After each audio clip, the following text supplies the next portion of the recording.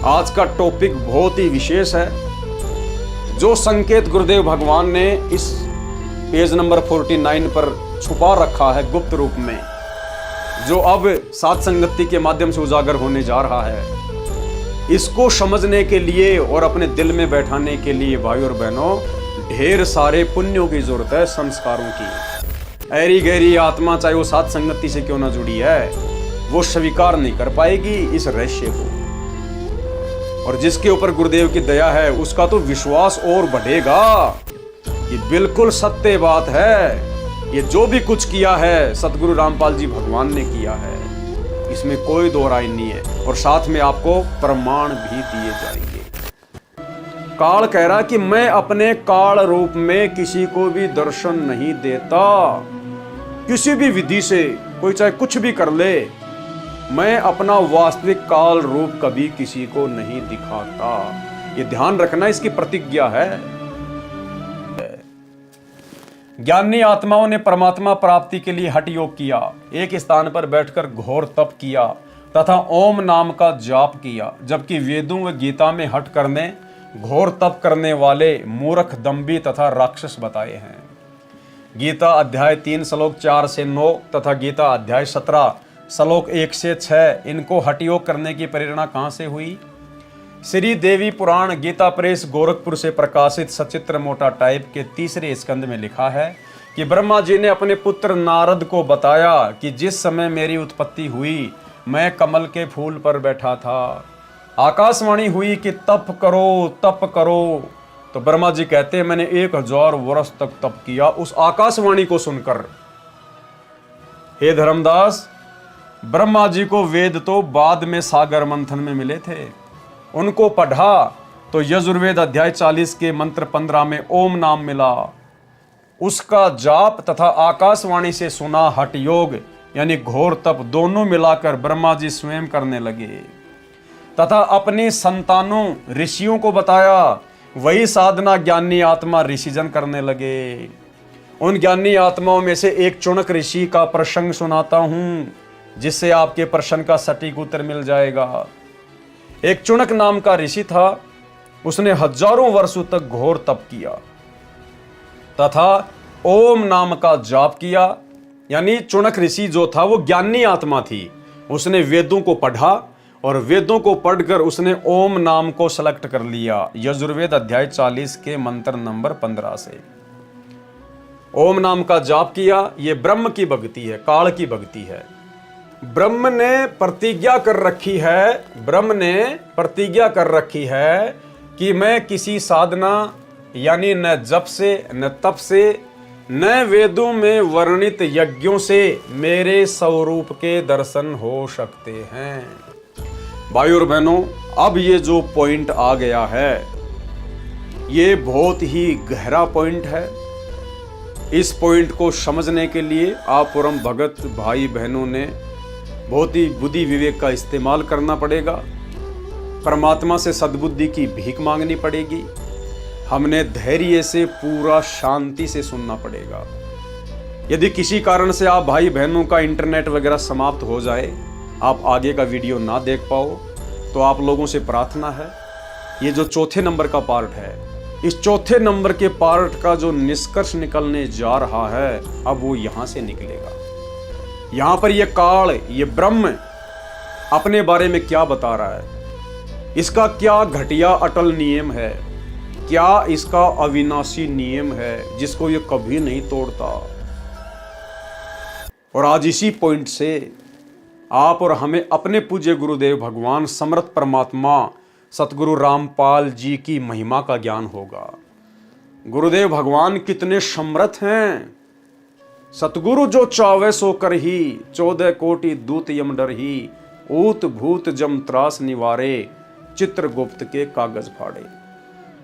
आज हमें पता चलेगा कि ये समर्थ परमात्मा सतगुरु रामपाल जी भगवान अपनी आत्माओं को काल के जाल से निकालने के लिए सतयुग से लेकर वर्तमान समय तक किस कदर कठिन परिश्रम, कठिन संघर्ष कर रहे हैं, कैसी कैसी परमेश्वर लीलाएं कर रहे हैं, जिनके विषय में हमने कभी सुना भी नहीं, कभी हमारे दिमाग में भी नहीं आई होंगी कि हमारे लिए परमेश्वर ऐसी ऐसी लीलाएं करते हैं। हमसे गुरुदेव भगवान इतना प्रेम करते हैं कि हमारे लिए परमात्मा ने क्या कुछ नहीं किया। तो हमें अपने गुरुदेव की महिमा का, गुरुदेव की समर्थता का, और हम जीवात्माओं से परमेश्वर कितना अटूट प्रेम करते हैं, हमारे से उनका कितना लगाव है, आज हमें अब यहाँ से पता चलेगा, जो कि कबीर सागर का सरलार्थ पेज नंबर 49। तो इस काल ने, इस ब्रह्म ने क्या सौगंध खा रखी है, क्या इसका घटिया अटल नियम है जिसको ये नहीं तोड़ता। ध्यान रखना, ब्रह्म ने प्रतिज्ञा कर रखी है। किसने? काल ने। क्या है? एक एक शब्द ध्यान से सुनना भाई और बहनों, आज का टॉपिक बहुत ही विशेष है। जो संकेत गुरुदेव भगवान ने इस पेज नंबर 49 पर छुपा रखा है गुप्त रूप में, जो अब सात संगति के माध्यम से उजागर होने जा रहा है, इसको समझने के लिए और अपने दिल में बैठाने के लिए भाई और बहनों ढेर सारे पुण्यों की जरूरत है, संस्कारों की। ऐरी गहरी आत्मा चाहे वो सात संगति से क्यों ना जुड़ी है, वो स्वीकार नहीं कर पाएगी इस रहस्य को।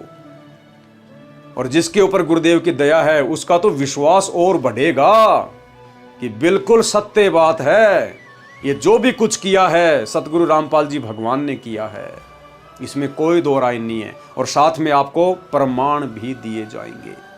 तो एक एक शब्द को ध्यान से सुनना। ब्रह्म ने प्रतिज्ञा कर रखी है। प्रतिज्ञा यानी उसने अपना नियम बना रखा है। क्या? कि मैं किसी साधना यानी न जप से, यानी किसी भी मंत्र के जाप से, न तप से, चाहे कोई कितना ही घोर तप क्यों ना करे, न वेदों में वर्णित यज्ञों से मेरे स्वरूप के, क्या कह रहा है? मेरे स्वरूप के यानी मेरे रूप के दर्शन नहीं हो सकते। यानी ब्रह्म ने प्रतिज्ञा कर रखी है कि ना जप से, ना तप से, ना वेदों में वर्णित विधि से, ना वेदों में वर्णित धार्मिक अनुष्ठानों से मेरे स्वरूप के दर्शन नहीं हो सकते। काल कह रहा कि मैं अपने काल रूप में किसी को भी दर्शन नहीं देता। किसी भी विधि से कोई चाहे कुछ भी कर ले, मैं अपना वास्तविक काल रूप कभी किसी को नहीं दिखाता। ये ध्यान रखना, इसकी प्रतिज्ञा है। ब्रह्म ने प्रतिज्ञा कर रखी है कि मैं किसी साधना यानी न जप से, न तप से, न वेदों में वर्णित यज्ञों से मेरे स्वरूप के दर्शन हो सकते हैं। अर्थात किसी को भी दर्शन नहीं दूंगा। क्या कह रहा है? किसी को भी दर्शन नहीं दूंगा। गीता अध्याय 11 श्लोक 48 में कहा है कि हे अर्जुन, तूने मेरे जिस रूप के दर्शन किए, अर्थात मेरा यह काल रूप देखा, ये मेरा स्वरूप है। भाई और बहनों विचार करना, एक लाइन ऊपर तो क्या कह रहा है कि मैं ब्रह्म हूं और मेरी एक प्रतिज्ञा है कि मैं अपने वास्तविक स्वरूप का, काल रूप का किसी को भी दर्शन नहीं दूंगा। ना जप से, ना तप से, ना यज्ञ से, ना वेदों में वर्णित विधि से नहीं दूंगा मैं दर्शन किसी को भी। ये मेरी प्रतिज्ञा, मेरा नियम है। और जस्ट एक लाइन नीचे उसने अर्जुन को अपना काल रूप दिखा दिया। तो कहां गई उसकी प्रतिज्ञा? कहां गई उसकी प्रतिज्ञा? आज बहुत गहरा कंसेप्ट क्लियर होने जा रहा है, जो हमारे विश्वास को बढ़ाएगा। और वो पॉइंट ये है कि गीता का ज्ञान देते समय अर्जुन को जो काल रूप दिखाया गया था, वो काल रूप उस काल ने नहीं दिखाया। दुर्गा के पति ज्योति निरंजन ने नहीं दिखाया। ब्रह्मा विष्णु महेश के पूज्य पिताजी इस ब्रह्म ने नहीं दिखाया। अर्जुन को महाभारत के युद्ध में गीता का ज्ञान देते समय स्वयं कबीर परमात्मा सतगुरु रामपाल जी भगवान ने ही काल का रूप बनाकर दर्शन दिया। भाई और बहनों, बहुत गहरा रहस्य है। इसीलिए भगवान ने दया बख्शी है सात संगतियों के ऊपर, और इस तुच्छ दो कोडी के प्राणी पवन दास को खड़ा करके परमात्मा उन गूढ़ रहस्यों का खुलासा करवा रहे हैं। और आपको प्रमाण दिए जाएंगे, आपकी आत्मा को स्वीकार करना पड़ेगा कि हाँ, अर्जुन को महाभारत के युद्ध में जो काल रूप में विराट दर्शन हुए थे, वो काल ने नहीं दिए, कबीर भगवान सतगुरु रामपाल जी ने दर्शन दिए थे। अन्य अटपट उसने बहुत की, गीता का ज्ञान देते समय अर्जुन को भ्रमित करने का बहुत प्रयास किया, लेकिन बराबर परमात्मा भी खड़े थे, सतगुरु रामपाल जी भगवान भी खड़े थे। क्योंकि गीता का ज्ञान भाई और बहनों, ये कोई सामान्य घटना नहीं थी। अगर ये गीता का ज्ञान ना दिया जाता, अगर सतगुरु रामपाल जी भगवान हम पर ये रजा ना करते, हम कभी भी सतलोक नहीं जा सकते थे। हमारा दृढ़ विश्वास कभी बन ही नहीं पाता कि कोई काल भी है। हम सृष्टि रचना पर उस कदर विश्वास कर ही नहीं पाते, अगर सतगुरु रामपाल जी भगवान की दया से ये गीता का ज्ञान आप और हमारे सामने ना आता तो। सतयुग में बहुत बड़े बड़े भगत हुए, बड़े बड़े तपस्वी हुए, बड़े बड़े ज्ञानी हुए, ऐसे ही त्रेता में, द्वापर में, लेकिन उस समय तक ये गीता का ज्ञान नहीं था। इस काल की कंप्लीट जानकारी किसी के पास नहीं थी। इसलिए पहले के युगों में कोई भी प्राणी सतलोक नहीं जा सकता था। आत्मा बिना प्रमाणों को देखे संतुष्ट हो ही नहीं सकती थी। तो यहां पर ध्यान से सुनिए भाई और बहनों, ध्यान से। पहले तो ये ब्रह्म अपनी प्रतिज्ञा बता रहा है। क्या बता रहा है? ब्रह्म ने प्रतिज्ञा कर रखी है कि मैं किसी साधना, यानी न जप से, न तप से, न वेदों में वर्णित यज्ञों से मेरे स्वरूप के दर्शन हो सकते हैं। अर्थात किसी को भी दर्शन नहीं दूंगा। यहां तो क्या कह रहा है? किसी को भी दर्शन नहीं दूंगा। और उसके बाद में अर्जुन को दर्शन दे दिए। गीता अध्याय 11 श्लोक 48 में कहा कि हे अर्जुन, तूने मेरे जिस रूप के दर्शन किए, अर्थात मेरा ये काल रूप देखा, ये मेरा स्वरूप है। इसको न तो वेदों में वर्णित विधि से देखा जा सकता है, न किसी जप से, न तप से, न यज्ञ से, तथा न किसी क्रिया से देखा जा सकता है। गीता ज्ञान दाता ने गीता अध्याय 7 श्लोक 24-25 में स्पष्ट किया है कि यह मेरा अविनाशी विधान है। अब देखो भाई और बहनों, क्या कह रहा है कि यह मेरा अविनाशी विधान है। अविनाशी विधान क्या होता है? जो कभी भी ना टूटे। अविनाशी विधान वो होता है जो कभी भी ना टूटे। जैसे सतलोक को परमात्मा ने अविनाशी लोक कहा है, जो कभी विनाश में नहीं आता, कभी भी खंड नहीं होता। इसी प्रकार अविनाशी विधान वो होता है जो कभी भी ना टूटे। तो काल क्या कह रहा है कि यह मेरा अविनाशी विधान है कि मैं कभी किसी को दर्शन नहीं देता, अपनी योग माया से छिपा रहता हूं। फिर अर्जुन को दर्शन किसने दिए? महाभारत के युद्ध में फिर वो काल का रूप अर्जुन को किसने दिखाया? क्योंकि काल ने तो प्रतिज्ञा कर रखी है, इसका तो घटिया अटल नियम है, इसका तो अविनाशी विधान है कि मैं कभी किसी के सामने अपने ओरिजिनल रूप में नहीं आता, किसी को दर्शन नहीं देता।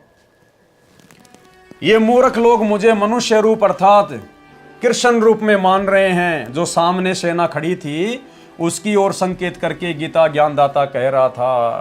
कहने का भाव था कि मैं कभी किसी को दर्शन नहीं देता। देखो बार बार गुरुजी इसी बात को लिख रहे हैं।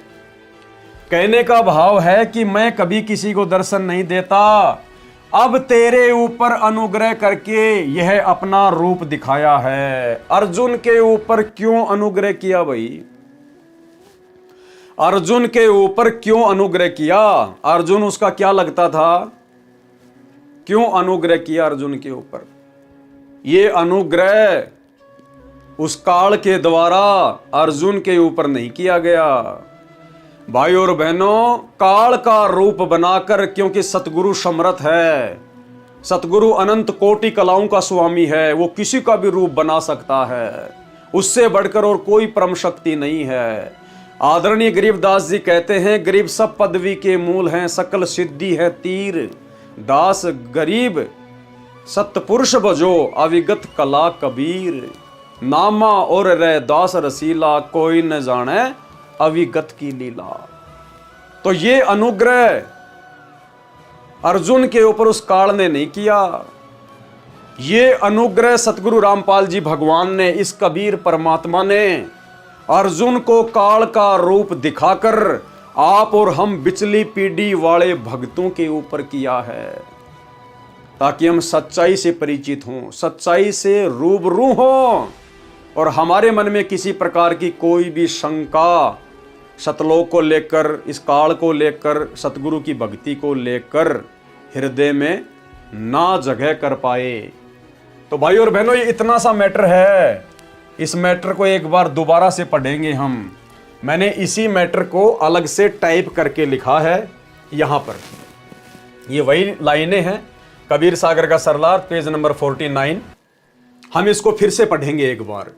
ब्रह्म ने प्रतिज्ञा कर रखी है, काल ने प्रतिज्ञा कर रखी है कि मैं किसी साधना यानी न जप से, न तप से, न वेदों में वर्णित यज्ञों से मेरे स्वरूप के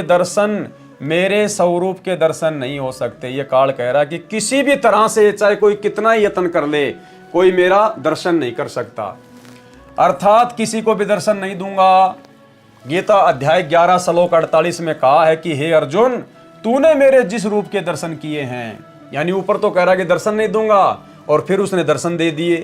तूने मेरे जिस रूप के दर्शन किए हैं, अर्थात मेरा ये काल रूप देखा, ये मेरा स्वरूप है। इसको न तो वेदों में वर्णित विधि से देखा जा सकता है, न किसी जप से, न तप से, न यज्ञ से, न किसी क्रिया से देखा जा सकता है। फिर अर्जुन को क्यों दिखाया दर्शन? बस यही समझना है भाई और बहनों। गीता ज्ञान दाता ने यानी ब्रह्म ने गीता अध्याय 7 श्लोक 24-25 में स्पष्ट किया है कि ये मेरा अविनाशी विधान है। कौन रहा है भाई और बहनों? सतगुरु रामपाल जी भगवान काल का विधान बता रहे हैं गुरु जी कि ये मेरा अविनाशी यानी परम अटल विधान है। मैं कभी किसी को दर्शन नहीं देता, अपनी योग माया से छिपा रहता हूं। ये मूर्ख लोग मुझे मनुष्य रूप अर्थात कृष्ण रूप में मान रहे हैं। जो सामने सेना खड़ी थी उसकी ओर संकेत करके गीता ज्ञानदाता कह रहा था। कहने का भाव था कि मैं कभी किसी को दर्शन नहीं देता, अब तेरे ऊपर अनुग्रह करके यह अपना रूप दिखाया है। अब तेरे ऊपर अनुग्रह करके, क्यों भाई? अर्जुन के ऊपर काल अनुग्रह क्यों करेगा? यह विचार करने की बात है। अर्जुन ना ही तो काल का भगत था, ना ही अर्जुन वेदोनुसार भक्ति साधना कर रहा था, फिर अर्जुन के ऊपर काल अनुग्रह क्यों करेगा? गीता अध्याय 11 श्लोक नंबर 32 काल क्या कह रहा है? अपना विराट रूप दिखाकर, अपना काल रूप दिखाकर, और अर्जुन से क्या कह रहा कि अर्जुन मैं काल हूं, बढ़ा हुआ काल हूं, सभी को खाने के लिए अभी प्रकट हुआ हूं, अभी प्रवृत्त हुआ हूं, और मैंने तेरे ऊपर विशेष अनुग्रह करके अपना रूप दिखाया है। भाई विचार करने की बात है। गुरुदेव ने हमें क्या बताया सृष्टि रचना के तहत कि इस ब्रह्मा जी ने दुर्गा से कहा कि हमारा पिता कौन है, कैसा है, कहां रहता है। तो दुर्गा ने झूठ बोला, मैं तुम्हारी मां हूं, मैं तुम्हारा पिता हूं। तो ब्रह्मा जी ने कहा कि माता ये झूठ है, मैंने वेद पढ़े और वेदों में तो परमात्मा किसी और को बताया गया है। तो दुर्गा ने कहा कि बेटा वो है जरूर, लेकिन वो तेरे को मिलेगा नहीं, वो तुझे किसी भी प्रकार से दर्शन नहीं देगा, उसने प्रतिज्ञा कर रखी है। तो ब्रह्मा जी का विश्वास उठ गया दुर्गा से, अपनी मां से, कि मां तू पहले तो कह रही थी कि भगवान कोई है ही नहीं, मैं तेरी मां हूं, मैं तेरा पिता हूं, और अब तू कह रही है कि भगवान है लेकिन तुझे दर्शन नहीं देगा। तो मां मुझे तेरे ऊपर विश्वास नहीं है, मैं तो भक्ति करके, तपस्या करके और अपने पिता के दर्शन करूंगा। तो ऐसा हट करके वो तपस्या करने के लिए चला गया। और गुरुदेव भगवान ने बताया कि कई हजार वर्षों तक ब्रह्मा जी ने ब्रह्म की प्राप्ति के लिए, अपने पिता के दर्शन के लिए साधना की, तप किया। लेकिन उसने दर्शन नहीं दिया। अंत में काल ने दुर्गा से कहा कि सृष्टि क्यों नहीं रची जा रही? तो दुर्गा ने कहा कि तेरा बड़ा बेटा तेरे दर्शन करने के लिए तपस्या करने गया है। तो काल ने कहा कि उसको वापस बुलवाओ, मैं दर्शन नहीं दूंगा। तो जिस काल ने अपने बड़े पुत्र ब्रह्मा जी को दर्शन नहीं दिए, आज तक दर्शन नहीं दिए, उसके बाद में विष्णु जी तैयार हो गए अपने पिता के दर्शन करने के लिए, लेकिन विष्णु को भी पिता के दर्शन नहीं हुए। फिर शंकर भगवान को भी दर्शन नहीं हुए। 88 हजार वर्ष तक उसने समाधि लगा ली। तो भला वो काल अर्जुन जैसे 2 कोटि के जीव के ऊपर क्यों दया करेगा, क्यों अनुग्रह करेगा? अरे काल के भोजन की ज्यादा व्यवस्था ब्रह्मा विष्णु महेश करते हैं या फिर महाभारत के युद्ध में अर्जुन ने की? अरे अर्जुन ने तो लाख मार दिए होंगे, 2 लाख मार दिए होंगे, 5 लाख मार दिए होंगे, जबकि यहां तो उस काल का पुत्र तमोगुण शिव जी रोजाना 1 लाख लोगों को मारता है अपने पिता के लिए, 1 लाख लोगों को। तो उस काल ने अपने पुत्रों पर तो अनुग्रह नहीं किया कभी, अपने पुत्रों को तो अपने दर्शन नहीं दिए कभी। फिर अर्जुन को महाभारत के युद्ध में दर्शन क्यों देगा? अर्जुन के ऊपर किस बात को लेके अनुग्रह करेगा? अर्जुन ना तो काल का भगत था, ना ऐसा कोई धार्मिक अनुष्ठान वो करता था वेदों के अनुसार। तो भाइयों और बहनों, ये अनुग्रह उस काल ने अर्जुन के ऊपर नहीं किया। इस काल का रूप बनाकर इस कबीर परमात्मा सतगुरु रामपाल जी ने अर्जुन के माध्यम से आप और हम कलयुग की बिचली पीढ़ी वाले भक्तों के ऊपर ये अनुग्रह किया है।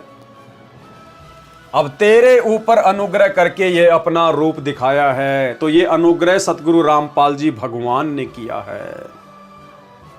दूसरी बात भाइयों और बहनों, जब ब्रह्मा जी को समाधि से उठाने के लिए जो अपने पिता के दर्शन के लिए तप कर रहा था, काल के कहने पर दुर्गा ने अपनी शब्द शक्ति से एक लड़की उत्पन्न करी, गायत्री, और कहा बेटी जा अपने बड़े भाई ब्रह्मा जी को उठा के लिया। गायत्री गई, ब्रह्मा जी को उठाया और सारी बात बताई। तो ब्रह्मा जी ने कहा कि मैं जाऊं कैसे, मुझे तो शर्म लगेगी, मुझे मेरे पिता के दर्शन हुए नहीं, और मैं तो माता से प्रतिज्ञा करके आया था कि जब तक पिता के दर्शन नहीं होंगे मैं अपना मुंह नहीं दिखाऊंगा। और ब्रह्मा जी ने कहा कि अगर तू मेरी झूठी गवाही दे कि ब्रह्मा जी को मेरे सामने इसके पिता ने दर्शन दिए तो मैं चल सकता हूं।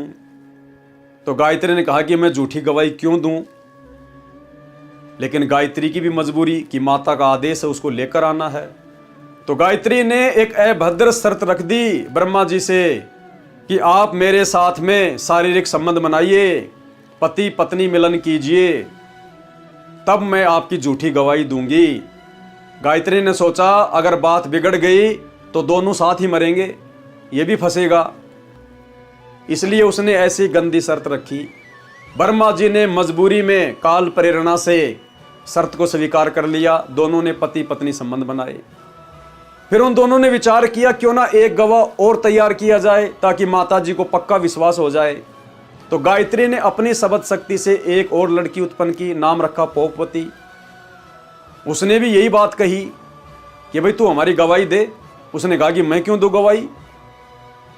तो अंत में फिर ब्रह्मा जी के साथ में उसने भी वैसा ही कुकर्म किया और 2 गवाह तैयार हो गए।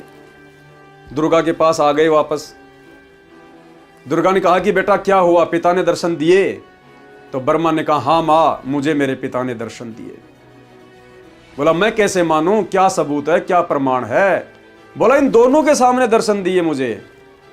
दुर्गा ने उन दोनों से पूछा क्यों भाई तुम्हारे सामने दर्शन दिए?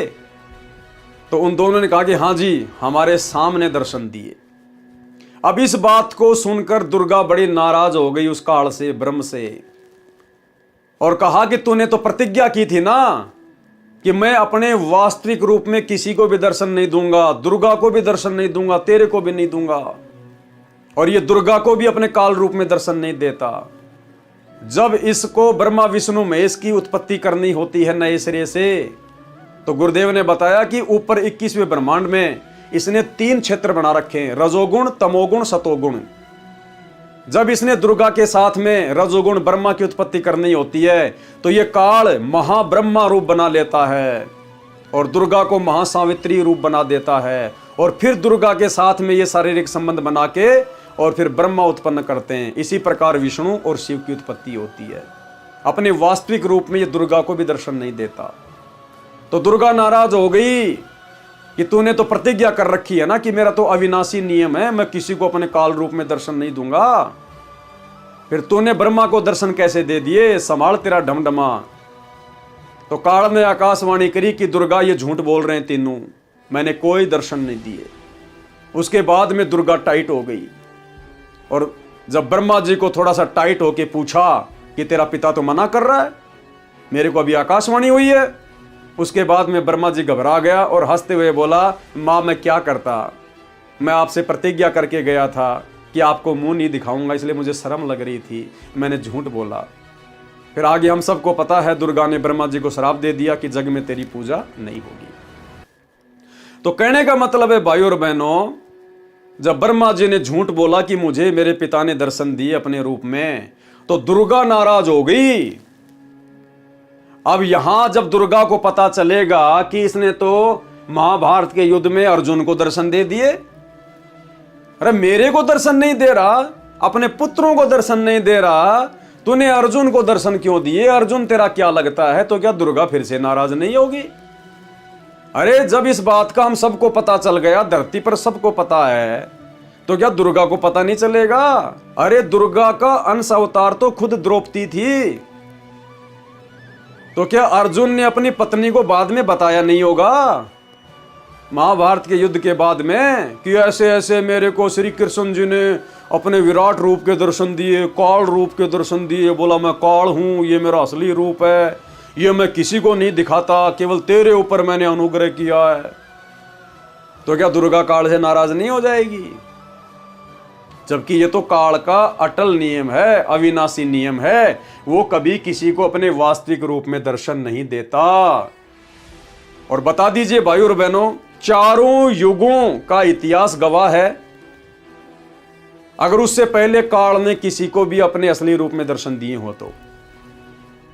महाभारत से बड़ा युद्ध तो त्रेता में राम रावण युद्ध हुआ था, वो भी तो काल ने करवाया था। वहां तो काल ने श्री रामचंद्र जी को कोई अपने काल रूप के दर्शन नहीं दिए, किसी को भी काल रूप में दर्शन नहीं दिखाया।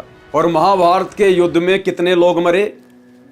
12 करोड़ के आसपास बताते हैं, क्योंकि 18 करोड़ तो टोटल सेना थी, सबसे ज्यादा सेना मरी कौरवों की, यानी 12 करोड़ लोग बताते हैं कि महाभारत के युद्ध में मरे।